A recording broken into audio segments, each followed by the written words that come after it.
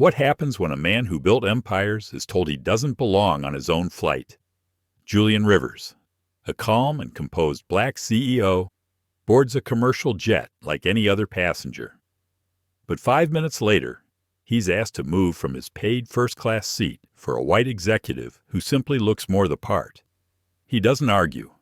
He doesn't shout. But what follows will shake the entire airline industry.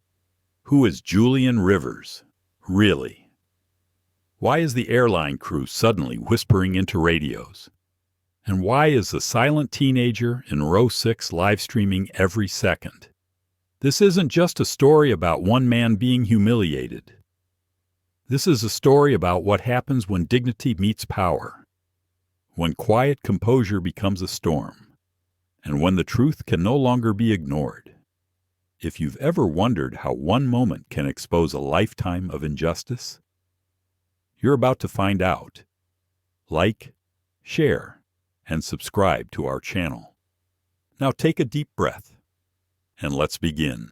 Julian Rivers moved through Midtown International Airport with a kind of calm that turned heads without meaning to. He didn't walk fast, nor did he stroll. His pace was steady, deliberate like someone who had long ago made peace with waiting. He wore a dark navy suit, clean lines, no visible brand, just confidence in the cut. The cuffs of his crisp white shirt peeked from beneath his jacket sleeves. A black leather carry-on rolled quietly behind him.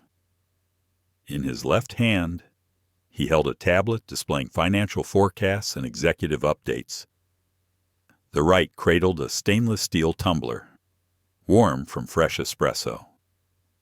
Gate C-12 buzzed with the typical late-afternoon tension flight announcements, gate changes, passengers tapping phones while children tugged at sleeves.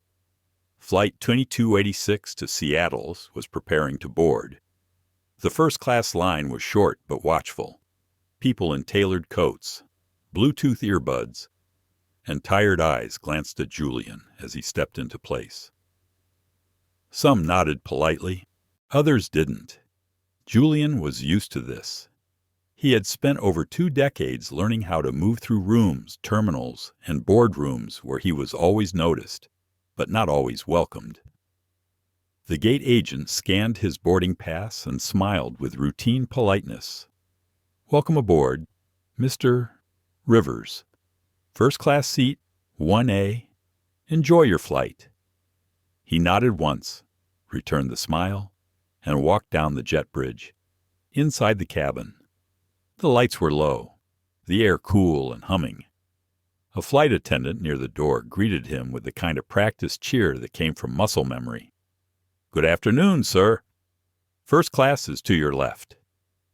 Julian said nothing. He didn't need to. His silence was warm, not dismissive. He turned left, placed his bag in the overhead bin above seat 1A, and settled into the plush leather. A small pillow rested against the window, and the tray table had already been wiped down.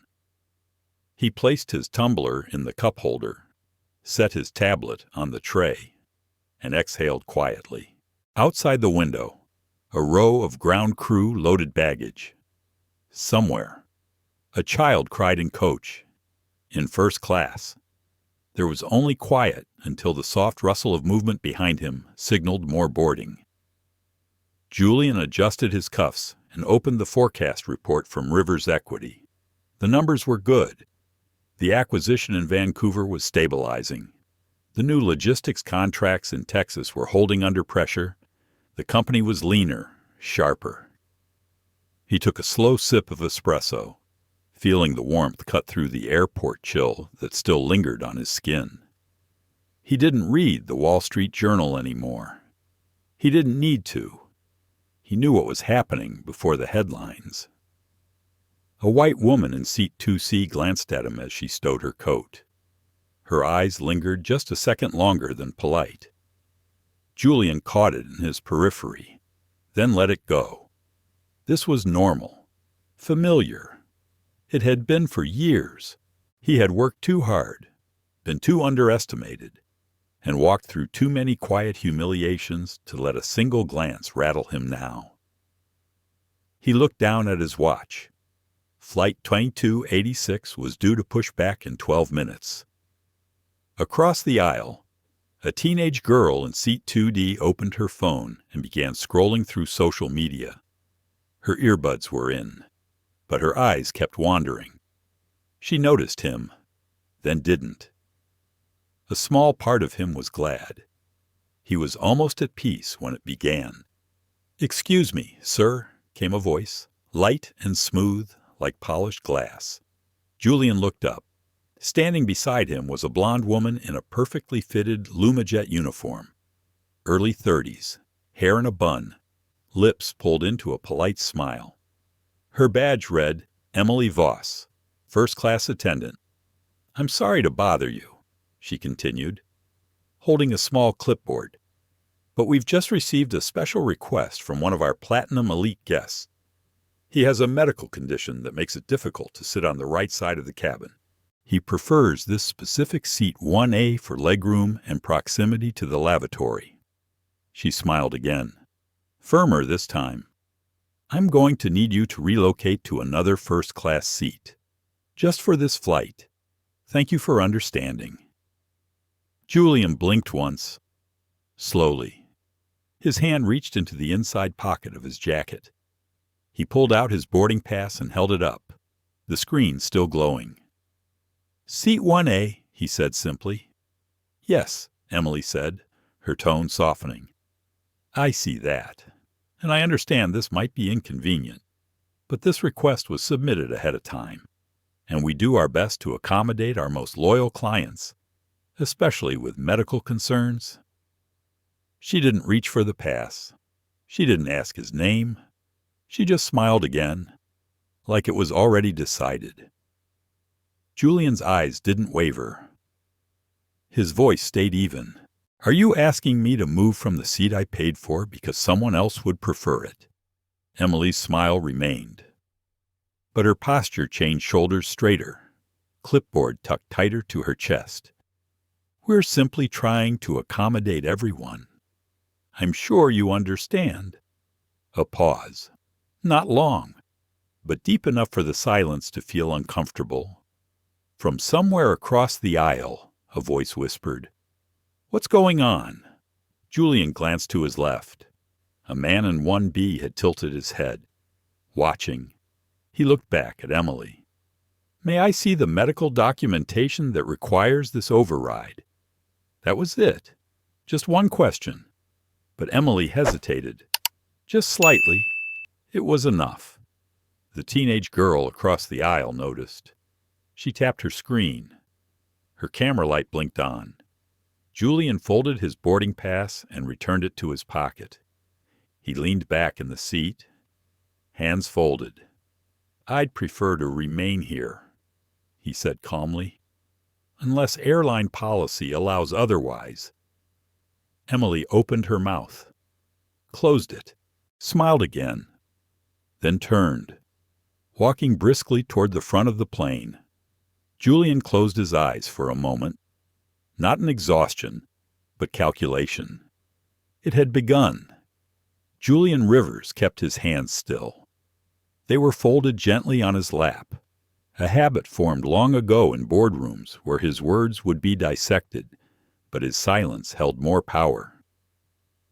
The hum of the aircraft remained steady.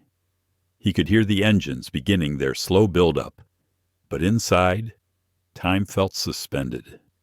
From his peripheral vision, he caught movement. Emily Voss was speaking in a low voice to someone just outside the cockpit. The captain, another attendant, he couldn't tell. Her back was rigid. She wasn't simply reporting a situation. She was crafting a narrative. A few moments later, a new figure appeared.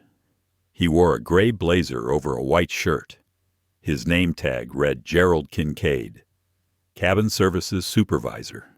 His posture was confident, practiced, but as he stepped into first class, his eyes hesitated when they landed on Julian. "Mr.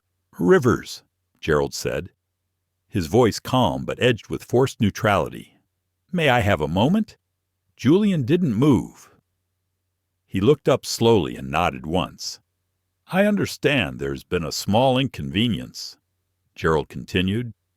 "One of our platinum guests submitted a medical seating request before the flight, and we're trying to honor it.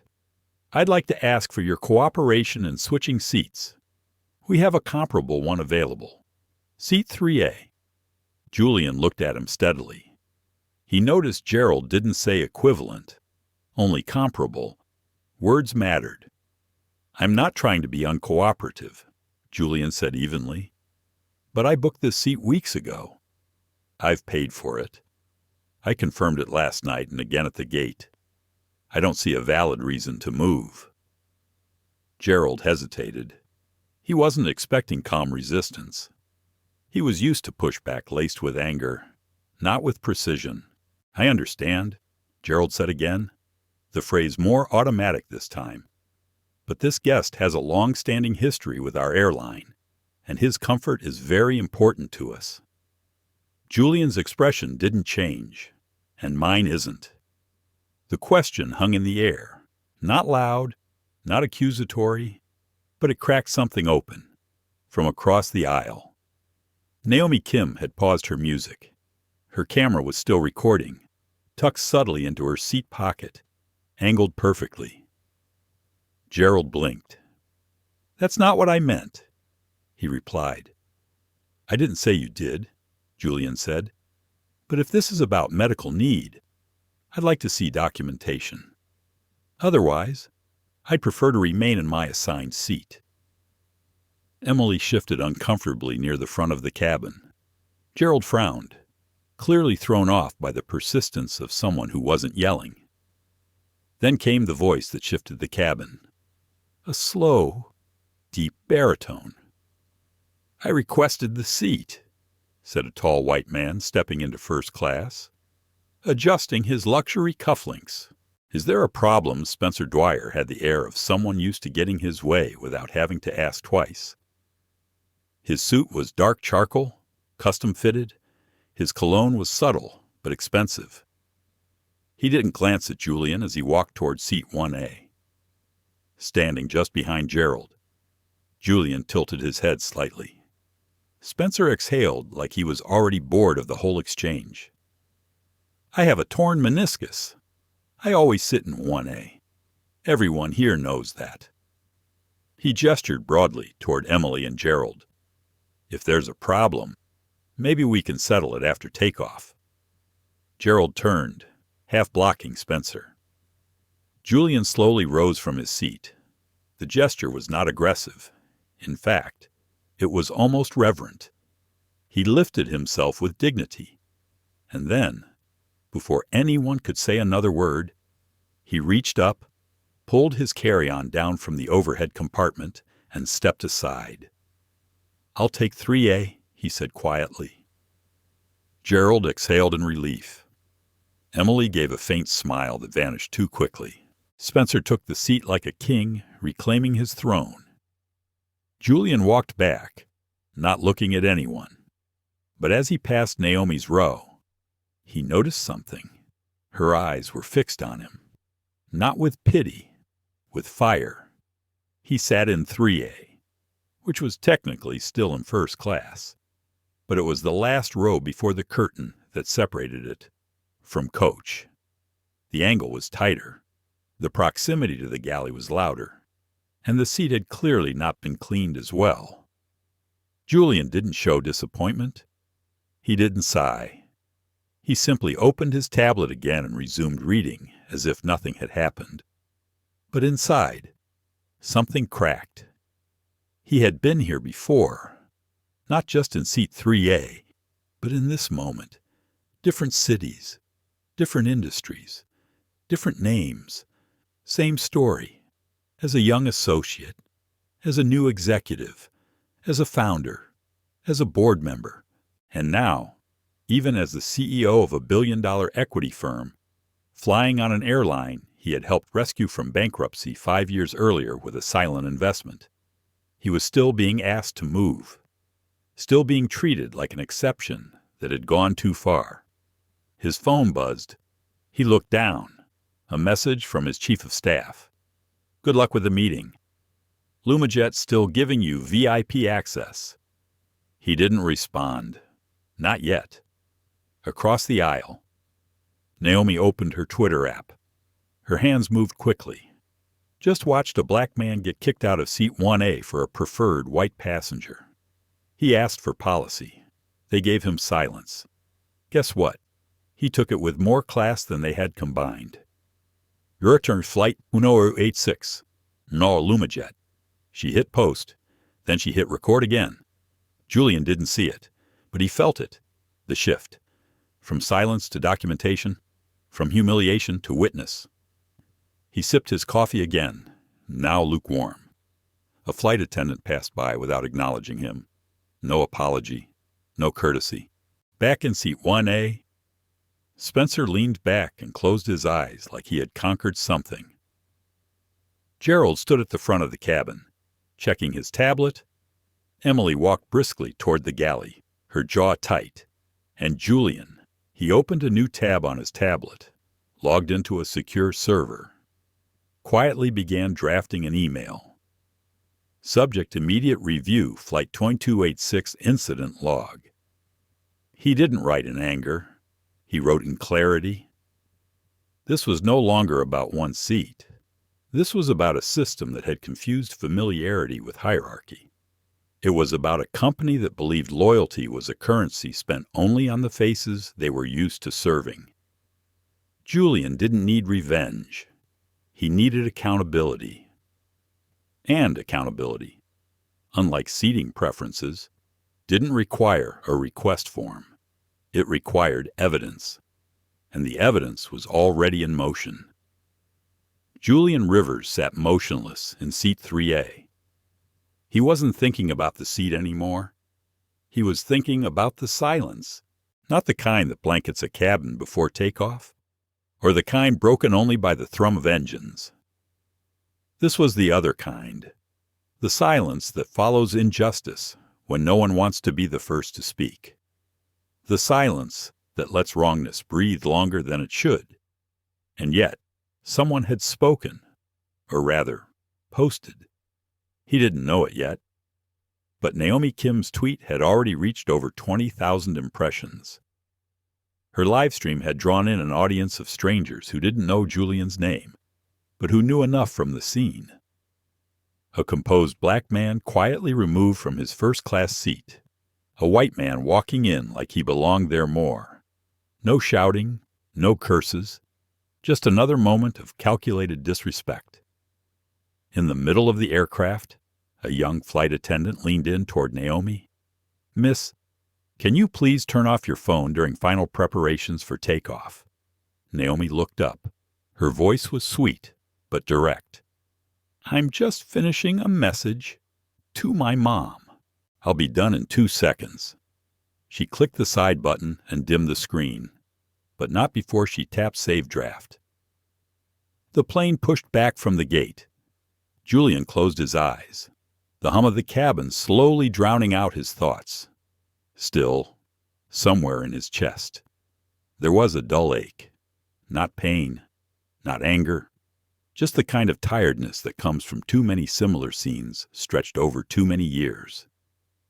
Seat 3B remained empty. He was grateful for that. As the wheels lifted off the tarmac, Naomi glanced toward him. She didn't smile. She didn't wave, but her eyes met his for a brief moment. And in that silent exchange, Julian knew something. He was no longer alone. 30,000 feet above the ground, a quiet resistance was taking shape. Back in the galley, Emily Voss poured coffee with a tremble she didn't show. She had dealt with difficult passengers before.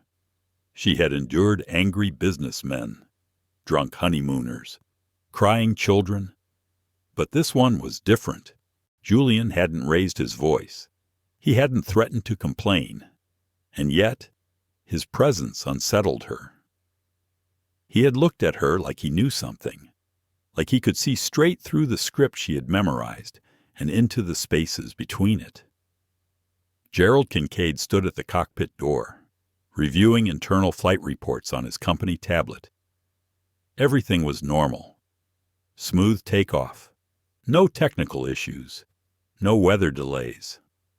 And yet, a quiet unease crept into his gut. He brushed it away with logic. It was done. The man had moved. No confrontation, no legal threat. He would land, file his report, and move on. But even he noticed how some passengers were still looking toward row 3, still whispering, still unsettled. Naomi clicked open her notes app, typed quietly, name. She watched Julian. He didn't move. So she tried again. She wrote, "You don't have to say anything. Just letting you know. People are watching. And they care." She tilted the screen just slightly, resting it on her lap, hoping he might glance over. He didn't at first. But then, as he reached for his tumbler, his eyes brushed the screen. He blinked once and nodded. That was all. Naomi smiled to herself and tapped open Twitter again. Update.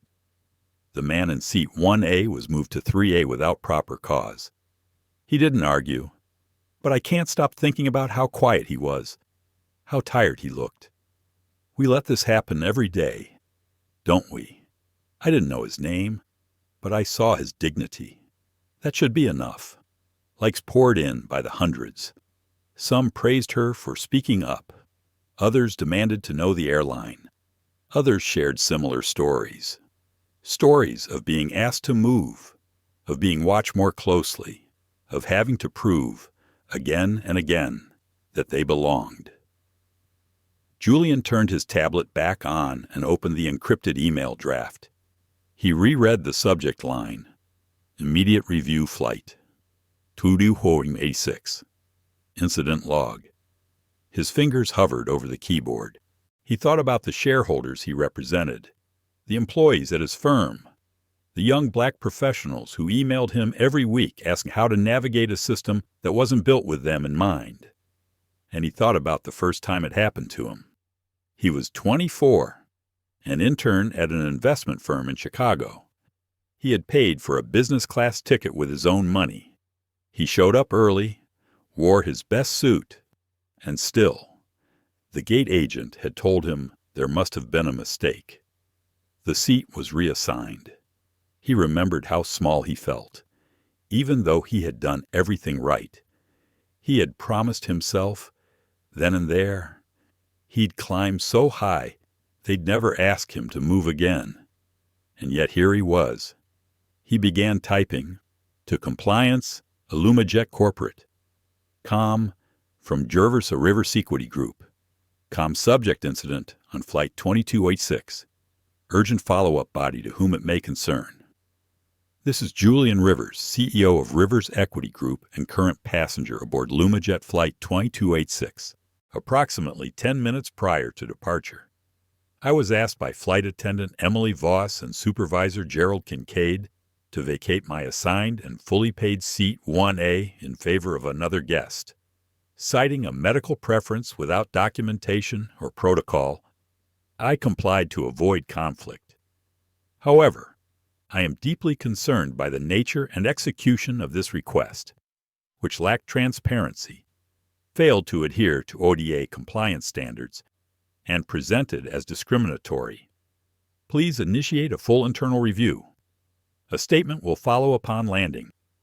Attached is a copy of my boarding pass, seat assignment confirmation, and time-stamped audio recording. Sincerely, Julian Rivers, CEO, Rivers Equity Group. He saved the draft, not yet sent. Timing was everything. Across the aisle, Naomi's followers had begun tagging journalists. Some tweets were catching fire. Some verified accounts had started commenting. Back near the front, Emily finally noticed the shift in tone.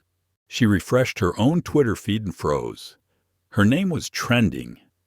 She felt her heart lurch, then her stomach drop. A photo of her, standing beside Julian, had already been posted. Someone had screenshotted the cabin camera footage from an overhead view. Or worse, another passenger had recorded from a side angle. Either way, her face was visible. So was Julian's. Her breath grew shallow. This wasn't a quiet complaint. This was becoming a national headline. Julian glanced at the window again. Clouds stretched across the horizon in long white waves. He didn't move, but in his stillness, there was a storm forming. He didn't want to destroy anyone. He wanted the system to explain itself, to itself, and now it would have to. The seatbelt sign was still on, but the atmosphere in the cabin had shifted. It wasn't something you could see immediately, not in the dimmed lights or the polished trays. It was in the way passengers sat stiffer, the way side glances lingered longer. A quiet tension had grown like a crack in glass. Thin at first, nearly invisible, but spreading with every minute. Julian Rivers sipped the last of his coffee. It had gone cold. Still, he held the tumbler in his hands, grounding himself in something real, something ordinary. He had been through storms before, some visible, some silent, but this one felt different. It was no longer just about him. He opened his tablet again. Notifications blinked in rapid succession. Mentions, DMs, a forwarded link. Naomi had uploaded the video, just a few seconds long. It showed him seated calmly, speaking in a quiet, even tone. And then it showed Emily, poised but firm, asking him to move. Then it cut to him again, asking to see documentation. Then the pause. Then her walking away. That was all. But it was enough, because context lived in silence, and everyone watching could feel what wasn't said. The caption under the video read, "He asked one simple question. May I see the documentation?" They had none, but still made him move. It was quiet, but it wasn't right. The comments section had exploded. Julian's name wasn't in the post, but someone had recognized him. A former employee, a finance blogger, then a startup founder who had once seen him speak at Stanford. Within minutes, the internet had connected the dots. Julian Rivers, CEO of Rivers Equity Group, investor, mentor, philanthropist, and now, unwilling symbol. Emily walked through the first-class cabin again, this time with her steps smaller, her chin not quite as high. She saw phones, more than before. One woman had her camera lens barely visible through the seat gap. Emily's throat tightened. She made it to the galley, set down the tablet, and leaned against the side wall.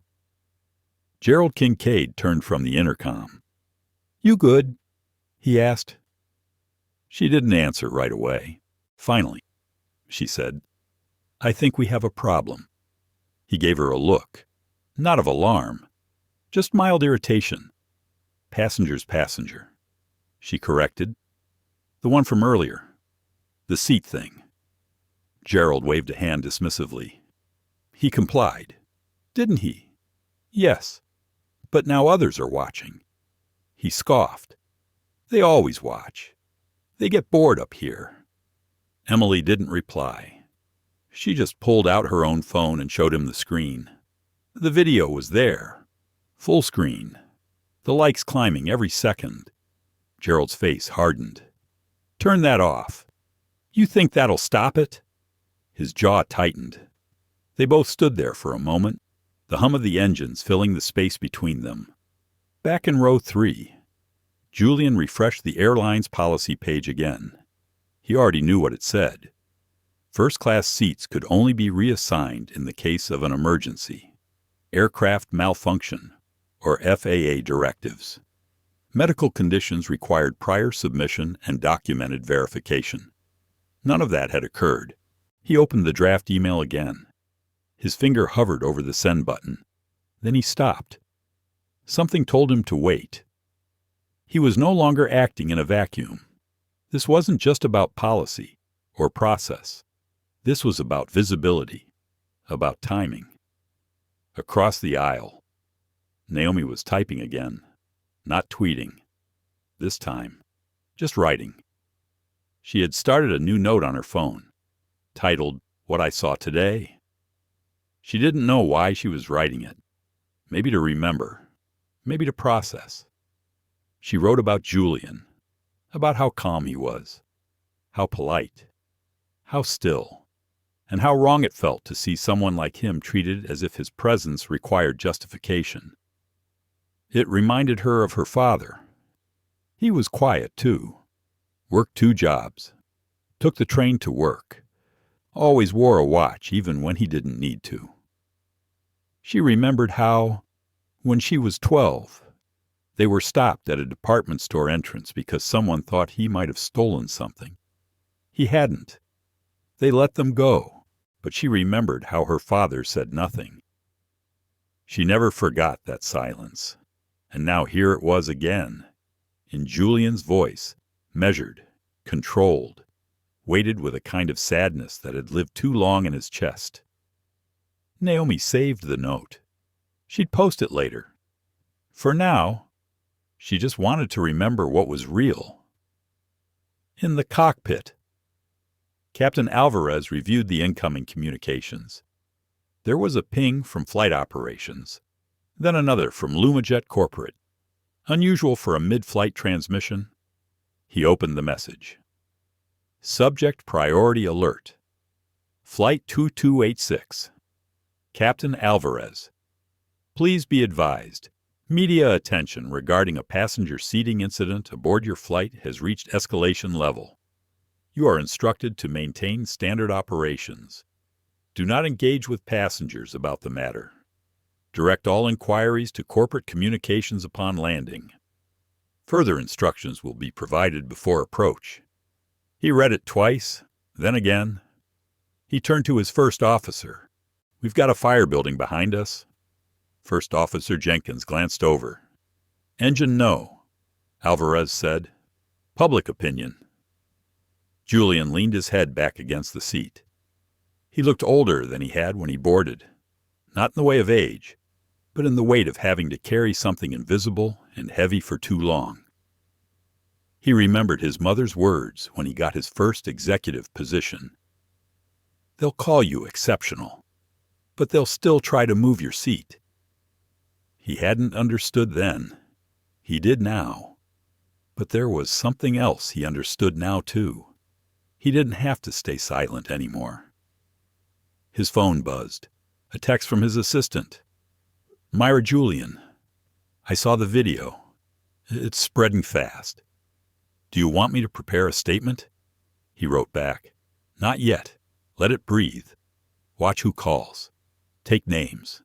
No responses until I land. She replied with a single word. Understood. He looked out the window again. The clouds had parted. Below him, the curve of the earth was visible, vast and quiet and full of stories like his. Stories that had gone untold for far too long. But this one wouldn't be quiet. Not this time. In row 5, a man tapped away on his laptop. He was writing a blog post titled, When Power Has to Ask Permission. He didn't know who Julian was, but he didn't need to. He had seen the look on his face. He had seen enough. Near the rear, a woman whispered into her phone during a bathroom wait. I don't know. It just felt off, like he didn't belong there to them. But he did. He really did. Flight 2286 cruised smoothly over Nebraska. But a storm was waiting at its destination, and this time, everyone would feel it. Julian Rivers sat motionless, the soft hum of the engines filling the cabin like white noise. The tablet lay on the tray in front of him, untouched. His hands rested gently on his lap, fingers interlocked. He looked out the window as the sun began its slow descent across the sky, casting long shadows over the clouds. For the first time in years, he didn't feel like the CEO of Rivers Equity. He didn't feel like the man who once negotiated billion-dollar deals or mentored young founders in a Harvard lecture hall. He just felt like a man, alone, suspended between two cities, and suspended between two realities. Inside him, two instincts wrestled. One said, "Rise, speak, claim what's yours." The other whispered, "Wait, let them show you who they are." He had chosen the latter for now, but it was getting harder. Around him, the cabin simmered. There were no raised voices, no confrontations, but the passengers were paying attention in a way they hadn't before. Naomi Kim's video had gone viral. He had already been recognized by multiple people. A young woman across the aisle kept stealing glances. Her phone tilted just so, probably pretending to scroll but really filming or reading threads about him. Julian didn't blame them. Visibility was the cost of impact, and this was no longer just a personal moment. It had become a symbol, a flashpoint. He took a long breath and let it out slowly, letting it carry the weight of years with it. In the galley, Emily Voss stood clutching a paper cup of water she had no intention of drinking. Her hands were clammy, her stomach clenched. Her supervisor, Gerald Kincaid, had gone silent since seeing the video. He hadn't even raised his voice. That unsettled her more than any scolding would have. He was in the crew jump seat now, typing furiously on his work tablet, probably preparing a pre-landing report or drafting a defense before corporate got ahead of it. Emily leaned against the wall. Her mind wandered back to the moment it all began. It was so small. She had been told, via private crew chat, to discreetly reseat the man. Passenger in 2A, Julian Rivers. No reason given. Just a note from Gerald. Make it quick. Don't escalate. She didn't question it. Gerald had been with the company for years. She assumed there was a special arrangement. A last-minute health accommodation, perhaps. A VIP favor. So she acted polite, professional. She didn't yell. She didn't force. But she didn't question it either. Now, she wished she had. She replayed the moment over and over. The calmness in his voice. The way he asked for documentation. The stillness in his face when she had none. It hadn't felt wrong at the time. Just procedural. Now, it felt like betrayal. She looked down the aisle. She could see the back of Julian's head from here. He hadn't caused a scene, hadn't complained, hadn't demanded anything. And that, somehow, made it worse. In the cockpit, Captain Alvarez was reviewing yet another communication from LumaJet headquarters. The words internal investigation, legal review, and public visibility were beginning to appear in bold. He turned to his first officer. "We're carrying more heat than cargo today." First Officer Jenkins offered a thin smile. "You think they'll try to pin this on you?" Alvarez shook his head. "No, but they'll look for someone to blame. It never lands on the top floor. Not first." He sighed and tapped the screen to close the message. There was nothing more to do until they landed. Except fly straight, keep it smooth, and pray this didn't escalate before touchdown. Meanwhile, in seat 5B, Spencer Dwyer, the white executive who had been reseated in Julian's original spot, was typing furiously on his laptop. But not for business. He was drafting a personal statement.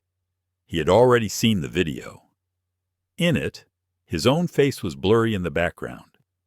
But he recognized the posture, the clothes, the moment. He hadn't asked for that seat. Gerald had quietly pulled him aside after boarding, whispering about an accommodation issue and that there would be a seat upgrade to 2A if he preferred. Of course he accepted. Who wouldn't now, watching the storm erupt online? He felt nauseous, because he knew, deep down, he knew. The man who had been moved had done nothing wrong. Julian Rivers. He Googled the name. His jaw tightened. Spencer wasn't a cruel man. He didn't consider himself biased. He served on DEI panels, donated to causes, spoke at equity conferences. But in that moment, he hadn't asked a single question, hadn't paused to consider why someone else's comfort was being disrupted for his. He just took the seat. He was complicit. He began typing again. Slower this time. From 23F. Naomi Kim refreshed her post. The numbers were unreal. 1.2 million views. Nearly 40,000 shares. She scrolled through comments. Some were angry, some confused, but the vast majority were resonating with something deeper. Not outrage, recognition. People weren't just reacting to Julian's story. They were inserting their own. That was the real storm. Julian Rivers didn't just get moved from a seat. He became a mirror. And the country didn't like what it saw. Julian felt the shift too. A soft tap on his shoulder pulled him from his thoughts. It was the woman across the aisle. Mr. Rivers, she said gently. I don't want to intrude, but I just wanted to say thank you for how you handled it. My father, he was in a similar situation years ago, but he didn't have your calm. Julian looked into her eyes. Brown, honest, kind. He nodded. Thank you for saying that. The woman hesitated.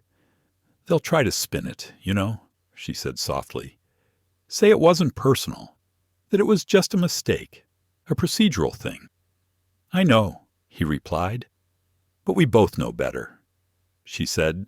Julian nodded again. Yes, he said, we do. A chime rang through the cabin. Captain Alvarez came over the intercom. Ladies and gentlemen, we've begun our initial descent into Midtown International. Please return to your seats, fasten seat belts, and stow any personal belongings. Flight attendants, prepare for landing.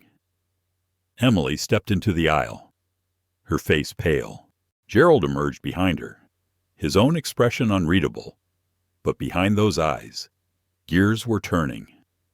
The landing wasn't just about wheels touching down anymore. It was the moment the truth would touch Earth, and the fallout would begin. For some, that meant emails and meetings.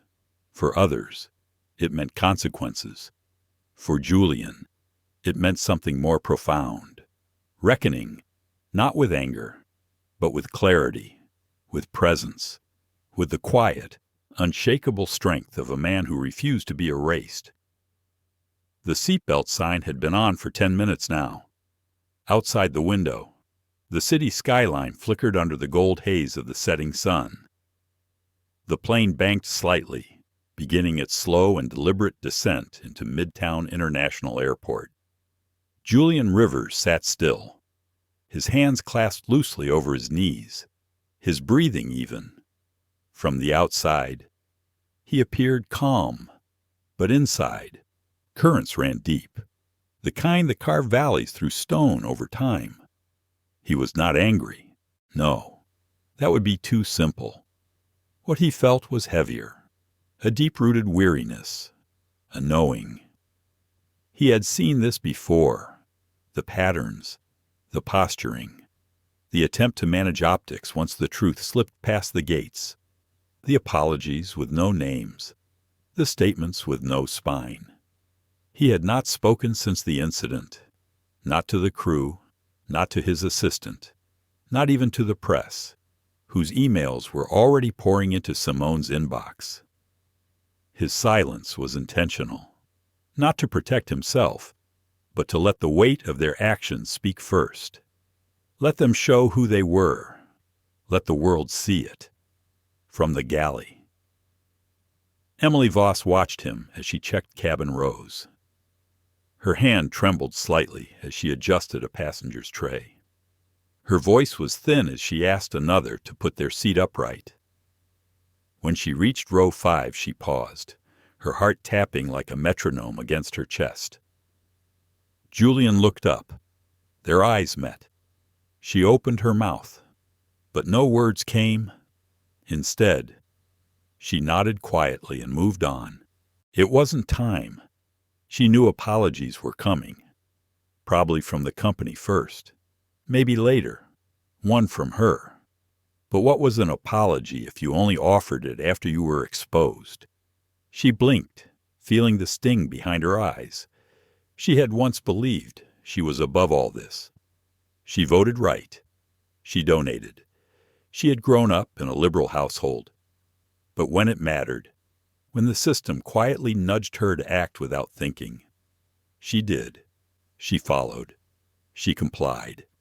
And now she stood in it, in the cockpit. Captain Alvarez was tense. The descent checklist was complete.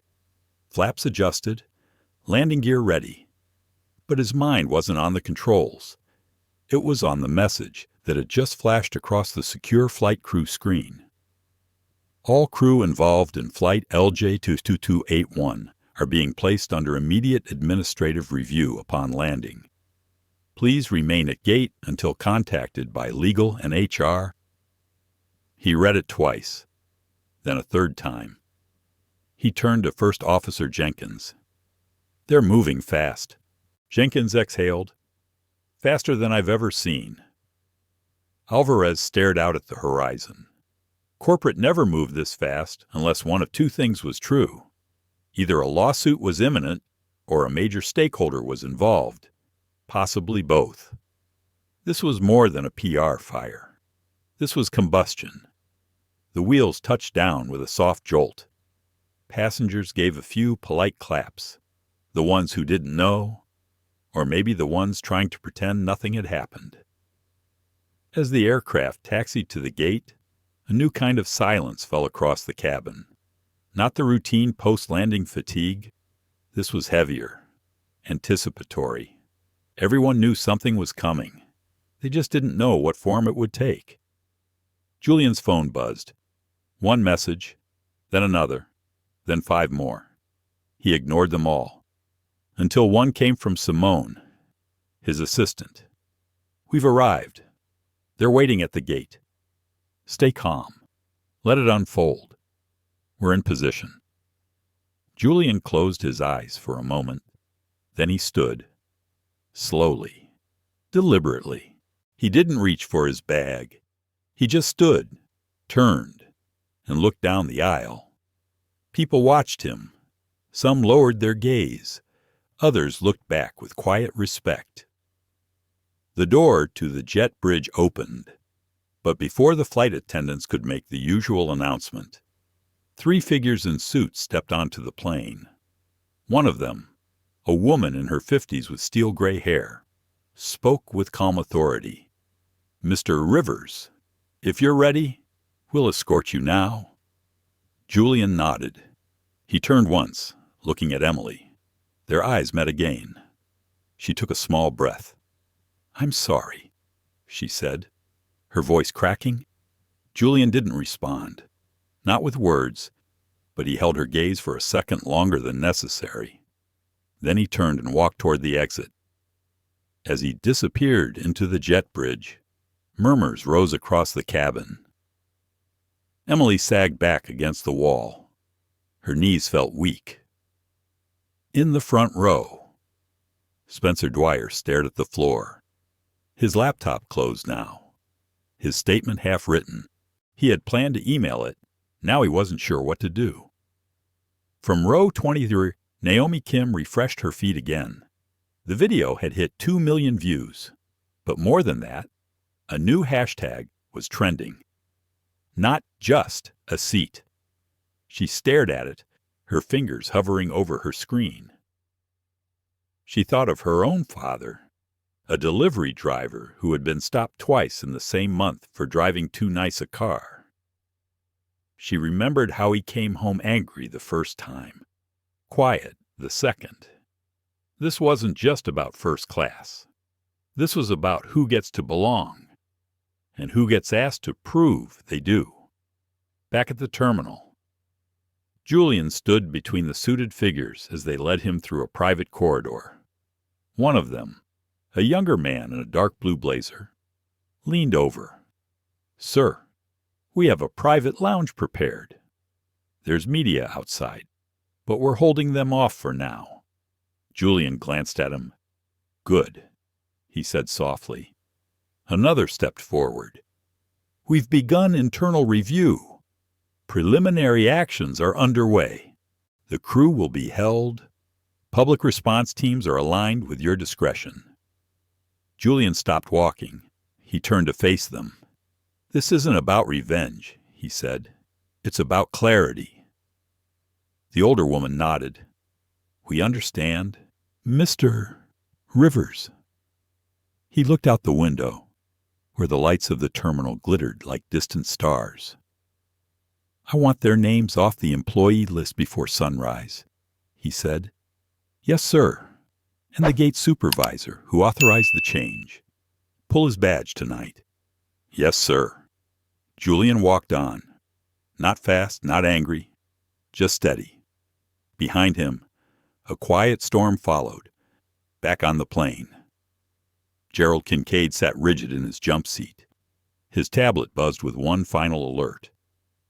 "Effective immediately. Your access to flight systems has been suspended. Please await HR and legal. Do not exit the aircraft until instructed." He swallowed hard.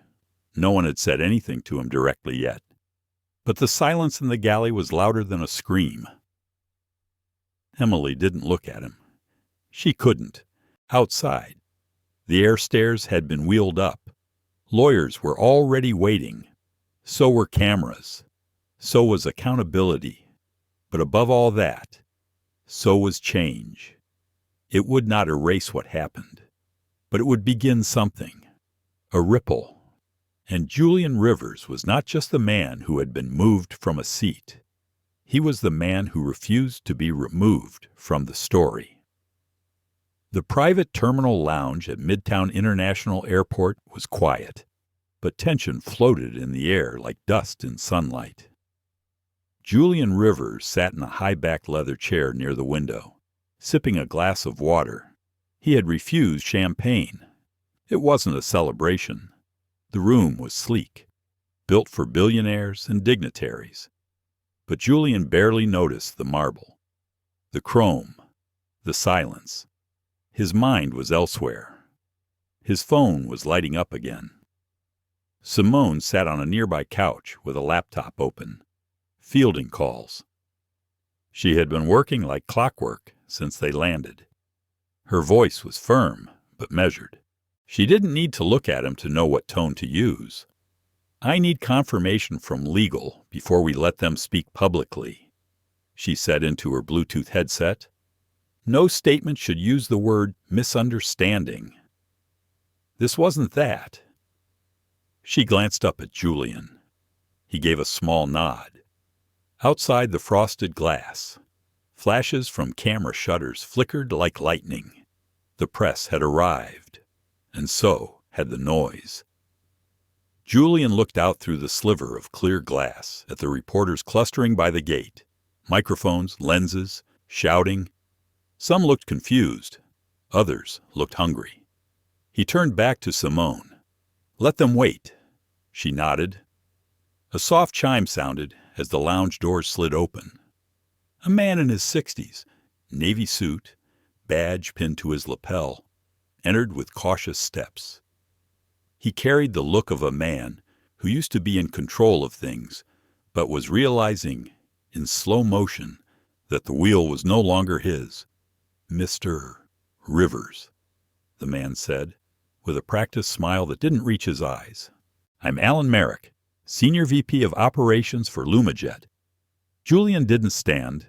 He simply looked up. "I assume you're not here to offer peanuts and headphones." Alan gave a tight laugh, then cleared his throat. "I'm here on behalf of the board. We're horrified by the incident on Flight LJ-2281. It does not reflect our values." Julian set his glass down. "Your values." "Yes," Alan said, stepping closer. We pride ourselves on inclusivity, professionalism. What happened was clearly a breakdown in procedure. Simone's fingers paused over her keyboard. Julian leaned forward, resting his elbows on his knees. It wasn't a breakdown, he said evenly. It was a mirror.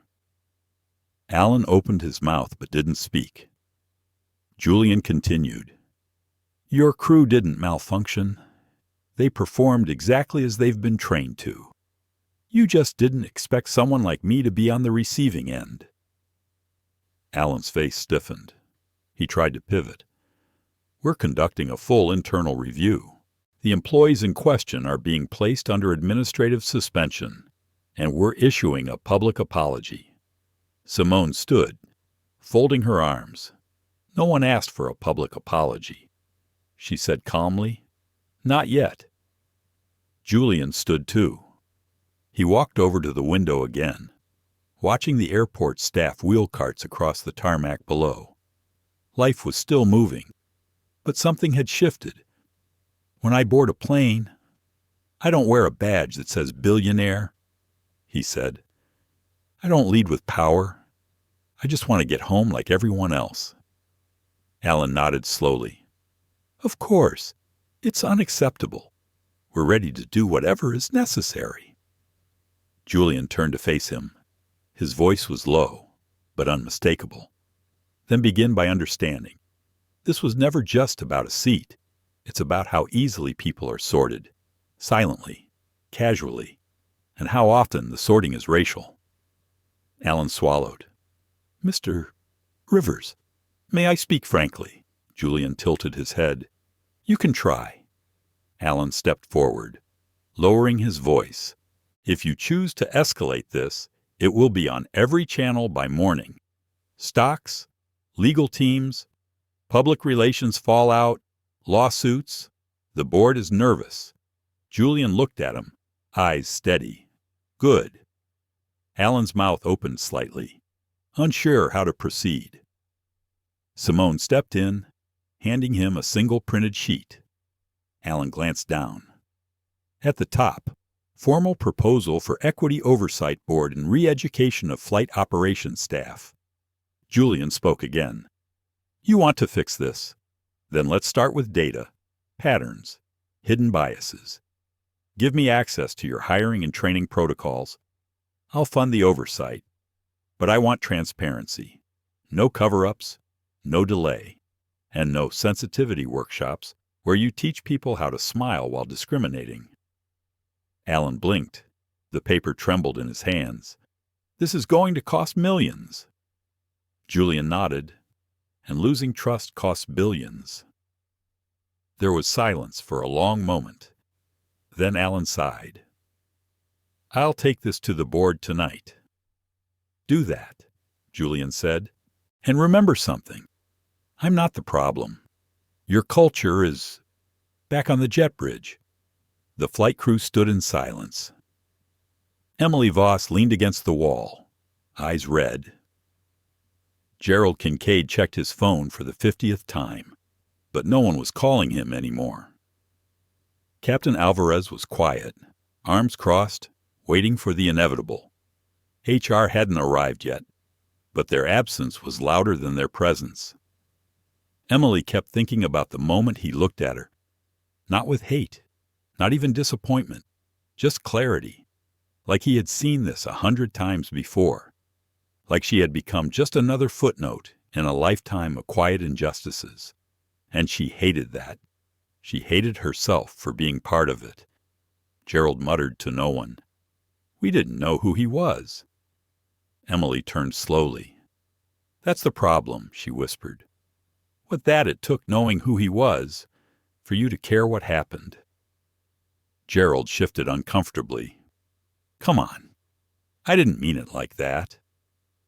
She shook her head. You never do. Across the airport, Naomi Kim sat in a crowded food court, her phone still in her hand. She wasn't filming now, just watching. The clip had passed 4 million views, but the comments section was what kept pulling her in. One said, "This happens all the time. just not always to someone with money. Another, the way he stayed calm. That's power. And another, I was kicked out of first class in 2021. They said I didn't belong. She blinked. Her hands moved over her keyboard. She typed, then deleted, typed again. Finally, she posted. What happened on LJ2281 wasn't about one man. It was about the air we all breathe, the quiet rules, the silent sorting. This time the world saw it, but next time it could be any of us. She hit send and set the phone down. Across the world, others were watching, reading, feeling something shift. This wasn't just a trending topic anymore. It was a reckoning. And Julian Rivers had not raised his voice once, but the echoes were everywhere now. The press conference was set behind tall glass at Midtown International's private concourse. Inside, a long table stood with 7 chairs lined evenly across the stage. A screen projected the LumaJet logo beside a single line of text addressing the future of flight. Julian Rivers stood behind the curtain, hands in his pockets, breathing in silence. His mother always said, "Power doesn't shout. It simply enters the room and everything changes." He could hear her voice in his mind as the clock ticked toward 10. He didn't prepare a speech. Not this time. His message wasn't crafted in talking points or curated headlines. It lived in every quiet humiliation he had carried. And now, finally, it had a microphone. Simone stepped beside him, handing him a folded piece of paper. "Full list," she said quietly. They signed it. He unfolded it. Names, departments, commitments, a full overhaul of LumaJet's bias training, hiring reviews, and leadership assessments. Julian read the signatures. 6 board members, Alan Merrick, and one surprising name at the bottom, Emily Voss. He blinked once. She submitted a statement this morning. Simone added, "She's resigning. Publicly. Said she couldn't stay complicit." Julian looked at the name again. Not in judgment, not in forgiveness. Just curiosity. Maybe people could change. Maybe not overnight. But when the cost of silence became unbearable, even those used to looking away sometimes found their voice. He folded the paper and nodded. "Let's begin." As he walked onto the stage, the cameras snapped in quick succession. Reporters leaned forward. Live streams lit up. Julian didn't sit. He stepped toward the mic and looked out over the crowd. "Good morning," he began. "My name is Julian Rivers. I am the founder and CEO of Rivers Equity. Some of you know that. Some of you learned it 5 minutes too late." A rustle of tension swept the room. "I'm not here today to talk about money or even power. I'm here because I sat on a plane last night, quietly, on time, with a boarding pass marked first class. And yet, before I could fasten my seatbelt, I was asked to leave." He paused. "I was told it was a mistake, told it was protocol, told it wasn't personal." His voice lowered, softened. But what happened wasn't a glitch in the system. It was the system. The room stilled. For every high-profile case that makes headlines, there are thousands that don't. Every time someone is looked over, spoken to slowly, pulled aside, or told they don't belong, not because of behavior, but because of appearance, it builds. He glanced at the audience. I didn't raise my voice. I didn't push back. I walked off that flight because I knew the story didn't end there. It began. He reached into his pocket and pulled out the folded paper. This morning, LumaJet's board agreed to begin a full audit of their internal culture. Hiring, promotion, staff interaction protocols, not just for first class, but for every row, every gate, every terminal. Cameras clicked. Why does this matter? Because air travel is supposed to be the great equalizer. A seat is a seat. A destination is a destination. But the truth is, for too long, the sky has not been the same for everyone. He closed the paper gently and met the eyes of the room, and until it is, I will keep showing up, quietly, firmly, consistently. He stepped back from the mic. No applause, just a silence that felt heavier than noise. After a beat, Simone stepped forward and added, "All press inquiries will be handled through our office. This concludes the statement." They exited as quietly as they had arrived. Across the country, news anchors picked up the feed. Hashtags ignited. Social media exploded with clips of Julian's calm voice and piercing words. But at Gate C7, reality was crashing faster than any trend. Gerald Kincaid sat in the crew lounge, hands in his lap. His badge had already been turned in. HR had spoken with him. The decision was final. There would be no appeal. Beside him, Captain Alvarez read from a pink form with steady detachment. "We regret to inform you that your employment with LumaJet Airlines has been terminated effective immediately." Gerald barely heard the rest. Emily wasn't there. She had submitted her resignation voluntarily and left before the announcement. The pilot folded the paper. "You want me to walk you out?" Gerald shook his head. He gathered his things, the weight of everything pressing in his chest. Out in the waiting area, Naomi Kim waited with her phone again. She didn't film. She just watched. She had become a strange kind of witness to all of it. As Gerald exited with a cardboard box in hand, she stood. He looked up and saw her. She didn't speak. Neither did he. But for a second, she raised her phone and showed him the screen. It wasn't a video. It was a donation page. Equity in Flight. The Julian Rivers Initiative. Already at $400 and counting. She lowered it, nodded once, and sat back down. Gerald walked away in silence. On the curb outside the airport, Julian waited for his car. The wind was cooler now, the noise behind him. Simone stood beside him, checking her messages. "That last line is trending," she said softly. "Which one?" "The sky has not been the same for everyone." Julian nodded slowly. "I didn't say it for applause." "I know." A black sedan pulled up.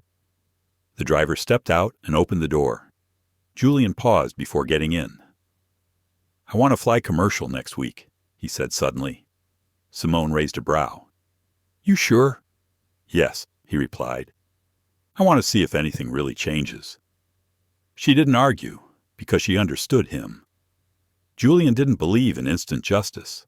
He believed in pressure, in repetition, in making sure silence never got too comfortable again. As the car pulled away, he looked out at the sky above the tarmac. Still the same, but maybe, just maybe, something was different now. The next morning, Julian Rivers boarded a plane without fanfare. He wore a soft charcoal sweater over a white collared shirt. No assistant trailed behind him, no entourage. Just a leather duffel bag slung over one shoulder and the quiet rhythm of a man reclaiming something that had once been stolen in plain sight. The gate agent smiled politely as she scanned his boarding pass. "First class, seat 2A. Her eyes widened slightly when she recognized the name, but she said nothing, just handed him back his ticket and gave a subtle nod. As Julian stepped onto the jet bridge, the air felt different. Not better, not resolved, but altered, as though the molecules remembered what had happened days ago in this very terminal. Inside the cabin, the flight attendants greeted him with professional cheer. Their smiles were genuine, if a bit nervous. One of them, a tall woman with tightly curled hair pinned in a sleek bun, paused for a beat too long. "Mr. Rivers," she said, catching herself. "Welcome aboard." Julian gave her a slight nod. "Thank you." He stowed his bag, sat down, and looked out the window. Seat 2A had once felt like a finish line, the visible proof that he'd arrived. Now, it felt like a checkpoint in a much longer journey, a place to observe, to measure whether the message he delivered had settled or simply echoed into silence. As the plane filled, a young woman slid into the seat beside him. She was no older than 22, with headphones resting around her neck and a red tote bag that read, "Keep showing up," in block letters. She glanced at him, then did a slow double-take. "Oh," she whispered. "I know you." Julian smiled faintly. "That's okay. No, I watched the press conference. Twice." He raised a brow. "Okay. 3 times." She admitted. "You said something that stuck with me, about the sky not being the same for everyone." Julian turned to face her fully. "What did that mean to you?" She paused, thumb tapping nervously on her armrest. "I think it means some of us have to explain our presence more than others, even when we paid the same fare, even when we did everything right." Julian studied her. "You felt that most of my life," she said, and there was no bitterness in her voice, just truth. "My mom cleans houses. When I was little, we'd sit in the airport food court on our days off and just watch planes take off. She used to tell me, 'One day, you'll be up there, and no one will question you.' But last month, I got pulled aside at security for a random screening. Twice. Same day. My name's Amara. Not a threat. Just brown." Julian let the silence stretch. "Thank you for saying it," she added, publicly. "Thank you for hearing it," he replied. The plane began to taxi.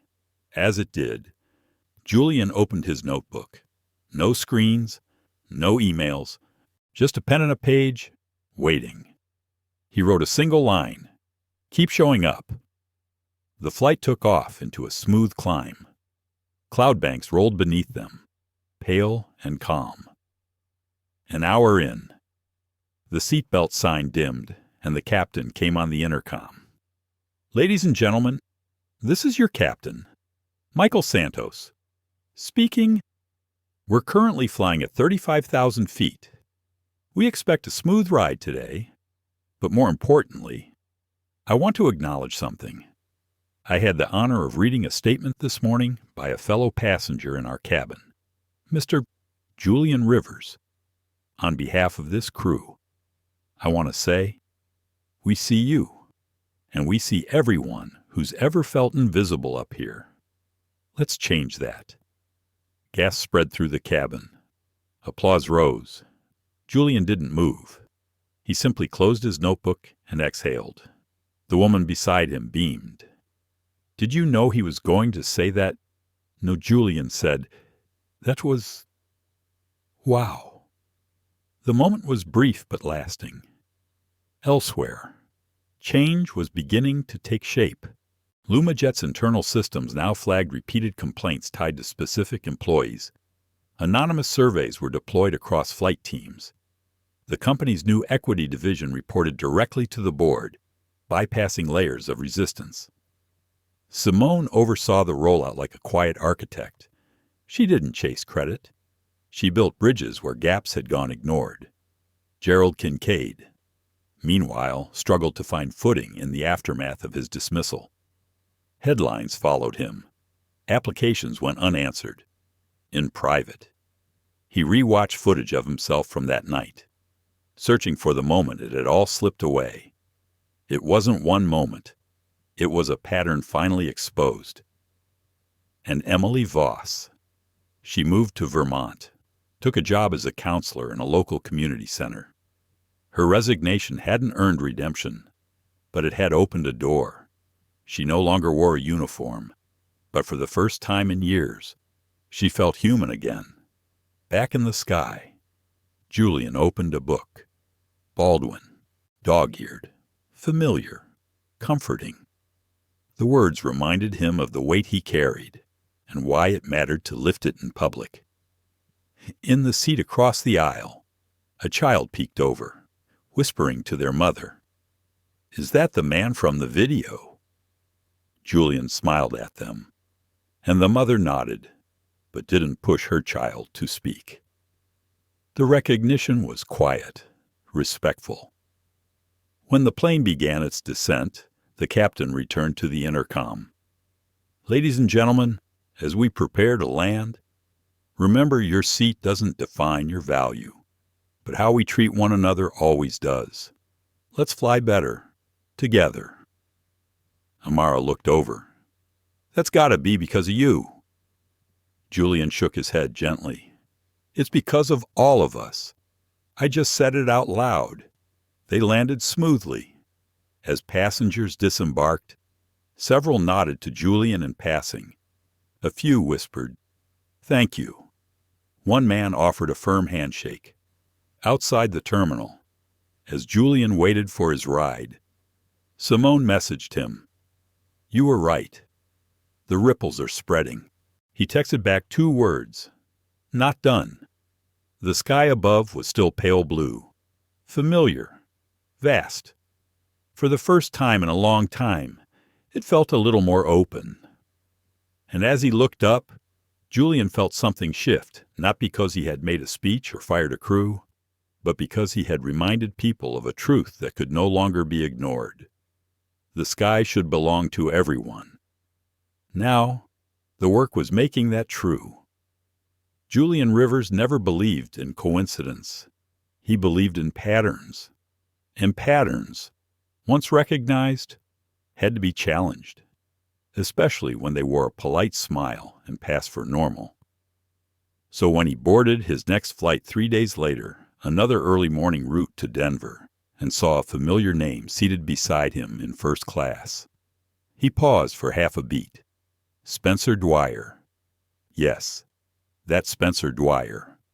The white executive whose seat had once been the unspoken justification for denying Julian his own.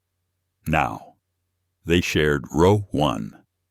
Side by side, one aisle, 2 very different storms.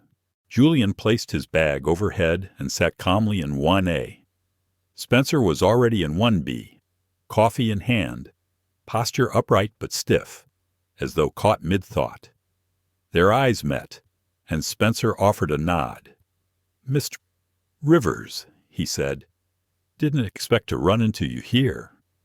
Julian returned the nod. "Yet here we are." Silence filled the space between them like a third passenger, the kind that hums with unfinished business. Spencer cleared his throat. "I assume you've heard." Julian didn't look away.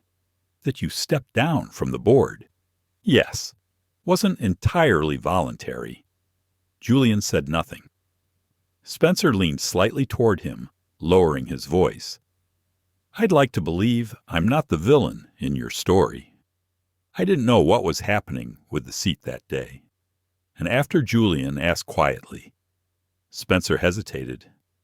"After, I told myself it wasn't mine to fix, that the damage was done by others. I stayed silent. I thought silence was neutral." Julian turned toward him, his voice low but firm. "Silence isn't neutral when it shelters harm. It's a decision, a loud one." Spencer took a breath and looked out the window. "I suppose I deserved that." The plane rolled toward the runway. Engines whispered into a slow growl. The world outside blurred as speed built. Julian folded his hands in his lap. He could have let the conversation die right there, could have let Spencer simmer in guilt or justification. But something inside him refused to let the moment slip past without purpose. "Why are you flying commercial?" Julian asked. Spencer glanced sideways. "Private jets being audited. Apparently we're doing optics now." Julian almost smiled. Almost. Good, he said. For a while, they said nothing more. Flight attendants brought water, then coffee, then disappeared into their routines. At cruising altitude, Spencer turned again. I want to do something, he said. Not for optics. For real. I've seen the fallout. I've seen the comments. My own daughter told me she was embarrassed by how I handled things. Julian's gaze sharpened. That shame is yours to carry, he said. Not to outsource to a PR campaign. Not to fix through charity. Spencer nodded slowly. Then what would you do? In my place, I'd listen. Deeply. Then I'd find the places I've built ladders only for people who already had a head start and dismantle them. Not to feel good, but to even the ground. There it was again. That quiet gravity Julian carried. It didn't shout. It didn't perform. It simply invited people to face the mirror. Spencer sat back. And for once, he didn't deflect. Would you consider sitting down with me? Not now, but maybe next week. No press, no handlers. Just two men trying to get this right. Julian didn't answer immediately. He thought of all the times he'd been asked to educate someone mid-wound, to soothe discomfort that wasn't his, to fix a problem someone else built. But something about Spencer's tone, it lacked defense. It lacked polish. It sounded like surrender. Send me a note, Julian said. I'll read it. Spencer blinked. Thank you. By the time the plane began to descend, the tension between them had cooled. If not evaporated, they were not friends, not even allies, but they were now bound by something else. A shared sky. Back at LumaJet headquarters that evening, Simone replayed security footage from a different flight. Not because of a complaint, but because of a whisper. A new hire, a flight attendant named Janelle, had discreetly flagged a subtle pattern. A gate agent, Marcus Penfield, had been altering upgrade lists, bumping passengers of color with plausible excuses. No one had ever filed a formal complaint. No one had noticed the pattern, except Janelle. And now, so had Simone. She watched Marcus on screen, his posture confident as he tapped keys and smiled at select travelers. She opened his terminal history, checked his override logs. The data was clear, subtle. Yes, but not invisible anymore. She drafted a report, then paused. Julian's words echoed from a boardroom weeks ago. It's not the loud racism that erodes a system. It's the quiet edits, the daily erasures, the smiling saboteurs. Simone attached the file and hit send. Meanwhile, Julian sat in his Denver hotel room, suit jacket draped over a chair, laptop open but untouched. He stared at the message on his phone from Amara. Saw you on the news again. Keep showing up. We're watching. He wrote back. You deserve a sky that doesn't question your right to soar. Then he closed his eyes and breathed. This wasn't over. None of it. But something had shifted. A seat had been reclaimed. A silence had been broken. And the man who once sat in row 17 without a name now stood at the front not for applause, but to hold the door open behind him. Let the rest of them walk through. Let the sky feel different, and let it never be neutral again. Julian Rivers stepped onto Flight 482, not as a CEO, not even as a man of influence. He boarded simply as a passenger, with a ticket, a seat number, and a quiet weight resting in his chest. The storm hadn't ended. It had just moved. In the days following his confrontation with Spencer Dwyer, a ripple of attention swept across social media and aviation boards, not because of anything Julian said publicly, but because he hadn't. The silence from his side somehow made people lean in closer. And now, aboard this LumaJet flight headed for San Francisco, he felt the quiet again, not outside him, but surrounding him. It began at the gate. A glance from the attendant, subtle but searching. Then on the jet bridge, a whispered exchange between two flight crew. Their eyes flicked toward him, then away. Not cruel, not mocking, just cautious. Julian found his seat. 2A this time. Close enough to the front, but not in the spotlight. He placed his leather bag beneath the seat in front of him, folded his coat neatly, and settled in. A woman sat down in 2B. She looked about 60. Her silver curls framed a kind face, and she gave him a warm smile. "I read about you," she said softly. Julian nodded, not surprised anymore. She reached into her tote and pulled out a paperback. "You make people braver. Just thought you should know." Julian let a breath escape, almost a laugh. "I'm not trying to be a symbol. Symbols rarely try. They just become." The engines began their low hum. The cabin doors sealed, and the plane inched away from the gate. A few rows back. In 6C, flight attendant Emily Voss adjusted her vest in the galley mirror. Her name tag caught a flicker of light, and for a brief moment, she hesitated. She'd seen the training modules, the ones that were rushed in after the incident with Julian Rivers. She knew what to say, what not to say, how to smile while scanning a boarding pass. But this wasn't about modules. This was about memory. Because Emily had been on a flight with him once. She wasn't the one who denied his seat, but she remembered seeing it unfold, remembered looking away, pretending not to hear the edge in his voice when he was asked to step aside. Now, as she walked the aisle checking seat belts, her eyes landed on him again. He was reading, calm, unbothered on the surface. But Emily could see it, the quiet armor. When she offered water, their eyes met. "Thank you," Julian said, gently. She hesitated. "Mr. Rivers, I was on a flight with you last winter. I didn't say anything then. I should have." Julian looked at her. His expression didn't change, but something in his posture softened. "It's never too late to choose differently," he said. Emily nodded. "I'm trying." "Good," Julian replied. "That's a start." Further down the aisle, a young black man in row 14 tapped away on his laptop. His name was Darren McKay, 26, a software engineer flying home after pitching a new app in New York. He'd grown up hearing stories about people like Julian, people who opened doors, but he'd never imagined he'd be on the same flight. He looked up once, catching a glimpse of Julian through the space between seats.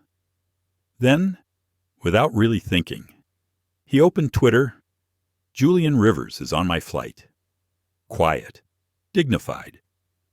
The room shifts around him. He hits send. The post would hit 40,000 likes before landing. Back in first class. Julian closed his eyes for a moment, not to sleep, but to listen. The quiet around him now wasn't the same silence he once feared. It wasn't void of care. It was watchful, reverent. He wasn't sure how he felt about that, because leadership, he believed, wasn't about visibility. It was about presence.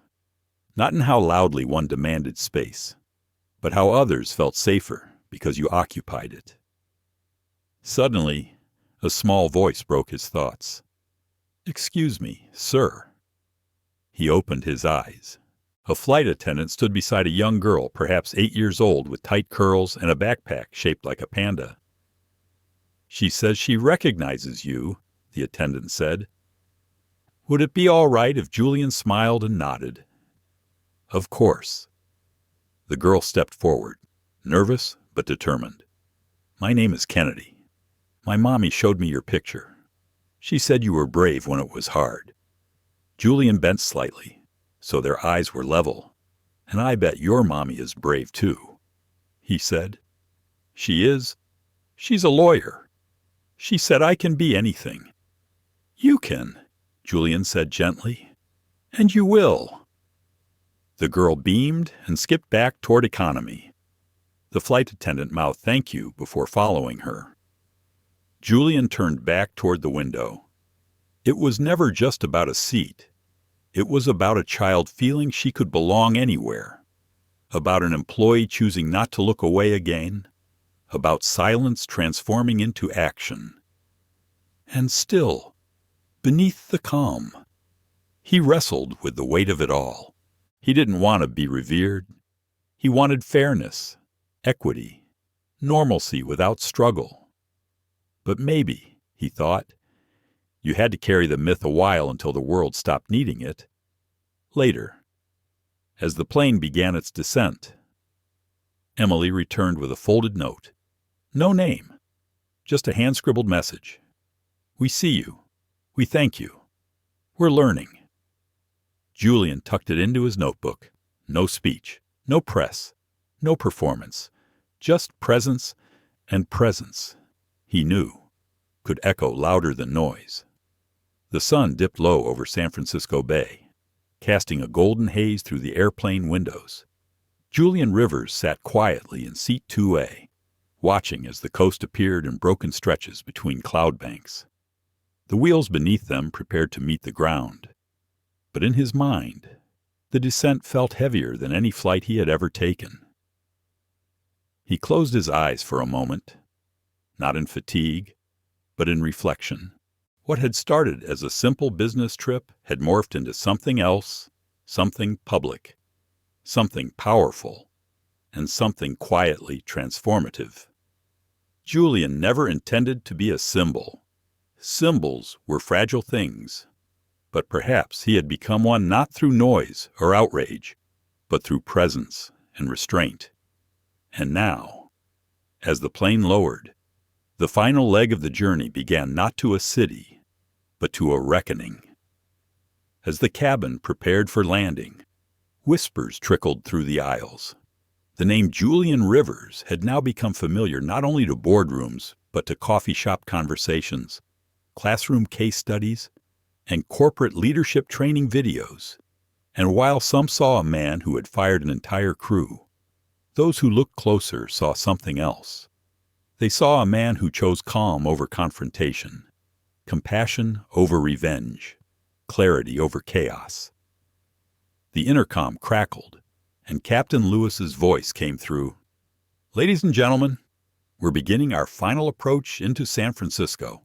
On behalf of the LumaJet crew, we'd like to thank you for flying with us." Julian kept his eyes on the skyline in the distance. Familiar, distant, a city of tech towers and activism, but for him, it was something deeper now.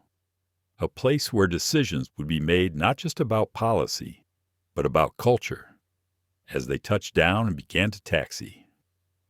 A quiet tension rose in the cabin. Passengers glanced toward him subtly, some with respect, others with uncertainty. In 14C, Darren McKay put away his laptop, but not before sending one more tweet. Touchdown in SF. Julian Rivers just made quiet history, and most of us almost missed it. Back in first class. Julian opened his notebook, the page from the previous flight attendant. The girl Kennedy's name written in the margin, and beneath that blank lines. The kind of lines meant to be filled with next steps. He didn't yet know what those would be, but he had a sense, and it began not with policy, but with people. The aircraft came to a halt at Gate 17. The chime signaled, and the aisles stirred. Businessmen reached for briefcases. Mothers soothed sleepy children, and a murmur of quiet gratitude began moving toward him. A young man in a flight officer's uniform stood by the front door. His posture was stiff, but respectful. He reached out his hand as Julian approached. "Mr. Rivers," he said, "I just wanted to say, what you did, it meant something." To a lot of us who didn't think we mattered. Julian shook his hand firmly. Then make it matter forward. Someone else is watching you too.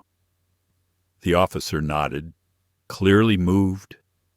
Julian stepped into the jet bridge, exhaling slightly. A hallway of glass and metal, just like any other. But this one led to change. Waiting at the gate was none other than Ava Green, the interim CEO of LumaJet, a poised black woman in a tailored blue suit. She looked like she had slept little, but carried herself with fire in her eyes. "Julian," she said. "Ava." He nodded. "No press," she added. "Just us. Just now." He appreciated that. He hated spectacle. "We've implemented the first wave of changes," she said as they walked together. "Bias response training, an equity board made up of non-executive voices, and mandatory shadow programs for first-class flight teams." He raised an eyebrow. "Shadow programs? To understand who they're serving, including ride-alongs and coach, disability sensitivity, racial equity, and working-class immersion." Julian gave a small nod of approval. "It's a start." She hesitated before speaking again. "You've shaken this entire industry." "I didn't want to shake it," he replied quietly. "I just didn't want to keep pretending." Ava glanced sideways at him. "What will you do now?" He looked out over the terminal, past the people waiting, the movement, the noise. "I'm not done," he said simply. "I want to build something quieter, deeper. I want equity to be less of a meeting agenda and more of a muscle memory." They walked toward the exit together. Behind them, a crowd slowly gathered, not to shout, not to protest, but to watch, to witness. And in that moment, Julian didn't feel angry. He didn't even feel vindicated.